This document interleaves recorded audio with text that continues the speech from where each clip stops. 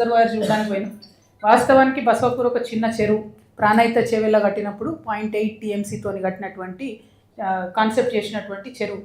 ఆ ఊరిని మొత్తం కూడా కంప్లీట్గా రెవెన్యూ అంతా తీసుకొని చుట్టుపక్కల ఉన్న 2-3 గ్రామాలు తిమ్మాపూరు, లాప్యనాయక్ తండ 2-3 ఊర్లను తీసేసుకొని 5,000 ఎకరాలు పైచిలుకు అక్వైర్ చేసుకొని బసవాపూర్ కెపాసిటీని పెంచుకున్నాం. ఎందుకంటే మంచిగా సూర్యాపేట జిల్లా అంతా కూడా నీళ్ళు వస్తాయన్న ఉద్దేశంతో. కానీ అన్ఫార్చునేట్లీ దానికి అంత ఫోర్స్ఫుల్గా పనిచేయలేదు. చేయకపోయేసరికి ఇప్పటికీ కాలువలు కాలేదు, ఇప్పటికీ డిస్ట్రిబ్యూటరీస్ కాలేదు. ఎప్పుడో శంకుస్థాపన అయినటువంటి బసవాపూర్ 2009లో ల్యాండ్స్ తీసుకుంటే ఇప్పటి వరకు బసవాపూర్ నుంచి చుక్క నీరు అయితే బయటికి పోలేదు. మరి త్వరితగతిన ఫినిష్ చేయాలని చెప్పి నేను డిమాండ్ చేస్తున్నాను. అట్ ద సేమ్ టైం మొత్తం నీటి కుండ పక్కనే బసవాపూర్ ఊరు ఉన్నది.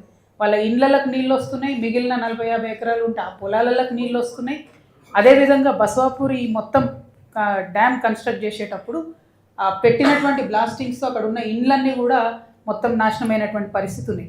దేనికి కాంపన్సేషన్ ఇవ్వలేదు. ఘోరం ఏంటంటే అందులో ఒక 96 ఎకరాలు డైరెక్ట్గా తీసేసుకున్నారు. ఇంతవరకు ₹1 కాంపన్సేషన్ ఇవ్వలేదు. ఈ విషయంలో దయచేసి జిల్లా కలెక్టర్ గారు చొరవ చూపించాలి. బసవాపూర్ గ్రామాన్ని విజిట్ చేయాలి మీరని నేను డిమాండ్ చేస్తూ ఉన్నాను. నేను కలెక్టర్ గారు కూడా లెటర్ రాస్తాను, వారితో కూడా మాట్లాడతాను. ఎందుకంటే కండ్ల ముంగట అంత అన్యాయం జరుగుతుంటే ఏండ్లకేండ్లు రైతుల భూమి గుంజుకొని డబ్బులు ఇవ్వకపోతే ఇది సరైనటువంటి ప్రజాస్వామ్య వ్యవస్థ కాదు. దీని మీద కలెక్టర్ గారు తక్షణమే స్పందించాలని చెప్పి నేను డిమాండ్ చేస్తూ ఉన్నాను.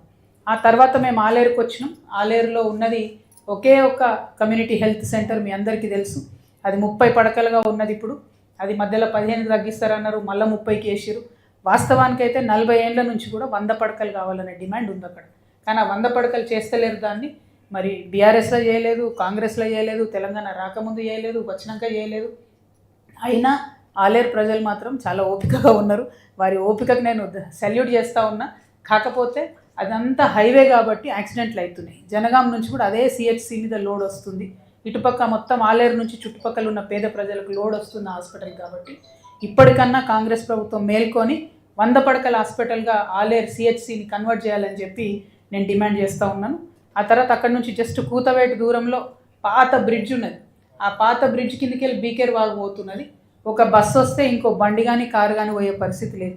కానీ మరి ఇన్ని ఏండ్లలో కూడా దాన్ని పట్టించుకొని అక్కడ కొత్త బ్రిడ్జ్ కట్టిన నాదులు లేరు.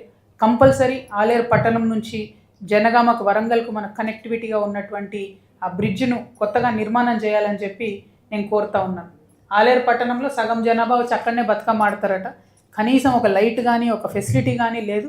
చాలా దారుణంగా ఒక డంప్ లెక్క తయారైంది ఆ ఏరియా అంతా కూడా. దాన్ని క్లీన్ చేసి బతుకమ్మకు కానీ దసరా వేడుకలు ఆనే జరుగుతాయి, రావణ దహనం ఆనే జరుగుతుంది. మంచి ఫెసిలిటీ క్రియేట్ చేయాలని చెప్పి నేను డిమాండ్ చేస్తూ ఉన్నాను. ఆ తర్వాత మోటకొండూరుకి వచ్చినాం మేము. 950 సర్వే నెంబర్లో 600 ప్లాట్ల విషయం పెండింగ్ ఉండబట్టి దాదాపు 40 ఏళ్ళు అయిపోయింది. అక్కడ అప్పుడెప్పుడో ఒక పెద్ద మనిషి చామల లక్ష్మీనరసింహారెడ్డి అనేట ఆయన సర్పంచ్ ఉన్నప్పుడు ఒక ₹10 ఇచ్చి ఆయన అట్లీస్ట్ పంచాయతీ నుంచి వాటిని ఫార్మలైజ్ చేసి, అంటే ఇది మాకు తెలిసే జరుగుతున్నదని చెప్పడంతో 600 మంది అక్కడ ఉంటున్నారు. కానీ ఇంతవరకు ఏ ఒక్క ప్రభుత్వం కూడా పట్టా ఇవ్వలేదు. అది ఇవ్వవలసిందిగా నేను కలెక్టర్ గారిని డిమాండ్ చేస్తూ ఉన్నాను. ఎందుకంటే ఎవరిని అడిగినా మీరు సోషల్ ఆడిట్ చేసినా ఏం చేసినా అక్కడ వాళ్ళే పట్టేదారులు అనేటటువంటి విషయం, వాళ్ళే అక్కడ ఉన్నారనే విషయం తెలుస్తుంది. కాబట్టి పట్టాలు ఇవ్వవలసిందిగా డిమాండ్ చేస్తున్నాం. అదేవిధంగా నెక్స్ట్ మేము చందుపట్లకు వచ్చినాం. చందుపట్ల కోఆపరేటివ్ బ్యాంక్లో పెద్ద గ్రామం, దాదాపు 3,000 మంది రైతులు రుణమాఫీ అవుతుందని చెప్పి ఆశగా ఎదురు చూసారు. బీఆర్ఎస్ చేసిన రుణమాఫీ అందులో 2,000 మందికి రాలేదు. 3,000 మందిలో దాదాపు 1100-1200 మందికి వచ్చింది. ఇంకో 1,800 మందికి బీఆర్ఎస్ గవర్నమెంట్ చేసిన రుణమాఫీ రాలేదు. మళ్ళీ కాంగ్రెస్ గవర్నమెంట్ చేసిన రుణమాఫీ కూడా రాలేదు.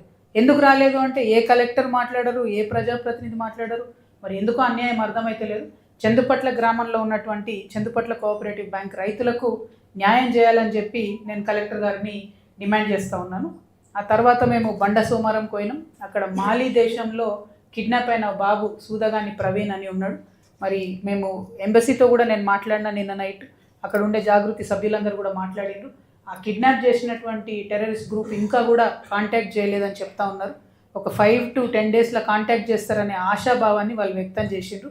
కాకపోతే ఈ విషయం వదిలిపెట్టకుండా కంటిన్యూస్గా మాలీ అంబాసిడర్ గారితో నేనే ఇష్యూని ఫాలో అప్ చేస్తాననే విషయాన్ని కూడా ప్రజలకు తెలియజేస్తూ ఉన్నాము. ఆ తర్వాత లింగం చాయ్ భువనగిరిలో బస్టాండ్ ఎదురుగా అక్కడ కూర్చొని చాయ్ పై చర్చ చేసినాం. మరి లింగమన్న బాగా పాపులర్ అని తెలిసి ఆడిపోయినాం. సో చాయ్ పే చర్చలో చాలా మంచి విషయం ఏంటంటే అక్కడ ఉండేటటువంటి డాక్టర్స్ కానీ, సాఫ్ట్వేర్ ఇంజనీర్స్ కానీ, లెక్చరర్స్ కానీ చాలామంది వచ్చిండ్రు, అనేక విషయాలు చెప్పిండ్రు, భువనగిరి డెవలప్మెంట్కి కావాల్సిన విషయాలన్నీ చెప్పారు. ముఖ్యంగా డిగ్రీ కాలేజ్ లేదనేటటువంటి బాధ అందరికీ ఉన్నది. అయితే ఎస్ఎల్ఎన్ఎస్ ఉంది కదా, మరి ఎయిడెడ్ అది అని అంటే అది పూర్తిగా ప్రభుత్వం కాదు కాబట్టి అది గవర్నమెంట్ కాలేజ్ అనే ఫీలింగ్ వస్తలేదు. కాబట్టి గవర్నమెంట్ డిగ్రీ కాలేజ్ కావాలనే ఒక పట్టుదల మాత్రం భువనగిరిలో చాలామంది యువమిత్రులకు కనపడతా ఉన్నది. దాని మీద ప్రభుత్వం ఆలోచన చేయాలని చెప్పి నేను డిమాండ్ చేస్తున్నాను. అట్ ద సేమ్ టైం మరి అక్కడ మేము కూర్చొని ఛాయ్ తాగినటువంటి గ్రౌండ్లోనే 3 కోట్ల రూపాయల సిఎస్ఆర్ ఫండ్స్తోని పెద్ద స్టేడియం కడతామని చెప్పిండ్రు. 3 కోట్లు ఖర్చు అయినాయి, ఫ్లెక్సీలు మిగిలిన, స్టేడియం మాత్రం రాలేదు. ఏమైందో ఏందో అప్పుడు ఉన్నటువంటి ప్రజాప్రతినిధులే చెప్పాలి. అదేవిధంగా ఓవరాల్గా రాయగిరిలో ఒక 10 ఎకరాలు మంజూరు చేసారు స్టేడియం కడతామని, కానీ ఆ పనులు కూడా ముందుకు పోనటువంటి పరిస్థితి కనబడతా ఉంది. ఇక చూసి మొత్తం భువనగిరి జిల్లా యువమిత్రులంతా ఒక విప్లవం తీసుకొచ్చేదాకా ప్రభుత్వాలు దిగొచ్చేటట్టు లేవు, ఆడుకోవడానికి స్థలాలు అసలే లేవు, చాలా భయంకరమైన పరిస్థితి ఉంది. కాబట్టి ప్రత్యేకించి శ్రద్ధ పెట్టాలని చెప్పి నేను ప్రభుత్వాన్ని డిమాండ్ చేస్తూ ఉన్నాను. అట్లానే భువనగిరి ఖిల్లా ఇప్పుడే చూసుకుంటూ వచ్చినాం. తర్వాత స్వర్ణకారుల మిత్రుల్ని మన పత్రికా సమావేశం తర్వాత కలుస్తాం. స్వర్ణకారులదైతే నిజంగా ఘోరమైన గోస ఉంటుంది. ఎందుకంటే వాళ్ళకి ఇప్పుడు మొత్తం పని మొత్తానికి పోయింది. మొత్తం ఈ గోల్డ్ షాపులు ఇవి వచ్చినాక వాళ్ళ దగ్గరికి ఇక ఓన్లీ మేము లేడీస్ మట్టెలు చేయించుకోవాలంటేనో పుస్తలు చేయించుకోవాలంటేనో ఆ సెంటిమెంట్తో ఓడి తప్పితే మొత్తం మిగతా అన్నీ కూడా షాపులలోకి వెళ్ళిపోయినాయి. గోల్డ్, జ్యువెలరీ అంతా కూడా దారుణమైన పరిస్థితి ఉన్నది. చాలామంది స్వర్ణకారులు నా దగ్గరకు వచ్చి చూపించారు. పేరుకు షాపులో అమ్మేది వడ్డానం ఉన్నది, 15 తులాలు ఉన్నది, అలా 3 మంచి ఫ్లవర్స్ ఉన్నాయి. ఆ ఫ్లవర్స్ తీస్తే 5-5 తులాల ఇనుప కడ్డీ పెట్టి ఉన్నది. అన్ఫార్చునేట్లీ తెలియక ఈ స్వర్ణకారులు కొన్నారు వాటిని. ఇప్పటి వరకు ఆ కేసు పట్టించుకుంటలేరు. అంటే స్వర్ణకారులు అంటే పోలీసులకు ఎంత చిన్న చూపు అంటే, ఎవరో దొంగ, వాడు దొంగ అని కూడా తెలుసు, వాళ్ళకు హ్యాబిచువల్ అఫెండర్ అని తెలుసు. వాడు వచ్చి ఇట్లా ఏలు పెట్టి ఎవరిని చూపిస్తే వాళ్ళని తీసుకుపోయి స్వర్ణకారులను ఇబ్బంది పెట్టడం, లోపల పెట్టడం, ఇది చాలా దారుణం. నేను దాదాపుగా 6-7 ఇయర్స్ నుంచి ఈ విషయం పోలీసు వాళ్ళతో మాట్లాడుతున్నా. మా నిజామాబాద్లో మీరు వెరిఫై చేసుకోవచ్చు. మా అప్పుడున్న ఎస్పీ గారు చంద్రశేఖర్ రెడ్డి గారికి, అంతకుముందున్న వాళ్ళందరూ కూడా చెప్పి నేను స్వర్ణకారులను ఇబ్బంది పెట్టకండి దయచేసి, ఇది కరెక్ట్ కాదని చెప్పినాం. కానీ దొంగ బంగారం విషయంలో రాష్ట్ర ప్రభుత్వం స్ట్రిక్ట్ ఆర్డర్స్ ఇవ్వాల్సినటువంటి అవసరం ఉన్నది. ఎందుకంటే వాళ్ళు వెళ్ళక పాపం పని చేసుకుంటుంటారు. చాలా ఘోరం ఏంటంటే సైనడ్ మింగుతారు, వాళ్ళ బాధలు అవమాన భారం తట్టుకోలేక చాలా దారుణంగా ఉంటుంది. ఈ విషయం మీద రాష్ట్ర ప్రభుత్వం సీరియస్గా తీసుకోవాలని చెప్పి నేను డిమాండ్ చేస్తూ ఉన్నాను. ఆ తర్వాత ఎట్లయితే ఇక్కడ మన బస్వాపూర్ దగ్గర బ్లాస్టింగ్తో ఇండ్లు పాడైనాయో అట్లనే ఇప్పుడు జియాపల్లి దగ్గరికి పోతున్నాం. ఆడ ఒక క్రషర్ ఉంది, దాంతో కూడా సేమ్ అదే పరిస్థితి అవుతుంది.